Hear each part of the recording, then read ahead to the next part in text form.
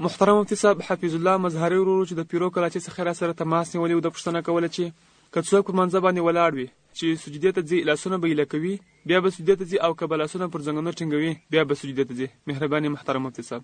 دغه دواړه صورت جائز دي. زموږ دیوبندي مشایخو په دې کې مختلف اقوال نقل شوي دي. یو قول دار نقل شوی دی چې سجدې ته دی ځي لاسونه دې پر زنګنو باندې ونیسي. دوی دلیل د یو حدیث مبارک د اشارې څخه راایستلی دی چې په دغه حدیث مبارک کې دې ته اشاره ده.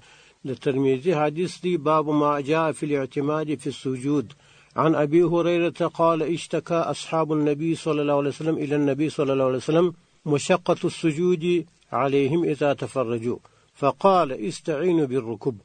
النبي عليه الصلاة والسلام تصعبه ولش مرشي سجدي تزو دار باندې تکلیفي نو نبی علیہ السلام ورته ویل چې تاسو کومک په زنګونو سره وغواړئ پر زنګونو باندې تکیه وکړئ. نو د دیوبندي بعض مشایخ د دې څخه دغه قول ایستلی دی چې د دې سجدې ته ځې نو ته تکیه پر زنګونو باندې کوه. دویم قول دا راغلی دی زموږ د علماو چې لاسونه دې پر زنګونو باندې نه نیسي دغسې ایله دې نیسي سجدې ته ځي. دوی دا قول د نورد مختار را نقل کړی دی.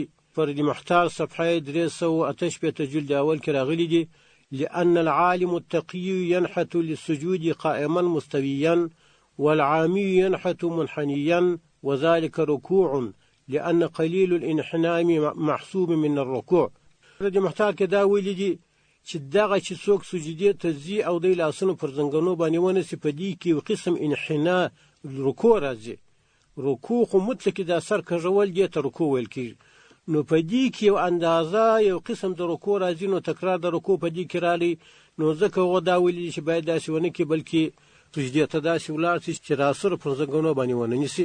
نو په هر صورت دواړه جایز دي خو په هغه صورت کې که چیرې یو سړی ضعیفه دی او دغسې سیده نشي تللی چې لاسونه پر زنګنو باندې ونه نیسي هغه د ده دپاره تکلیف وي نو دغه دپاره دا ده چې لاسونه پر زنګنو ونیسي.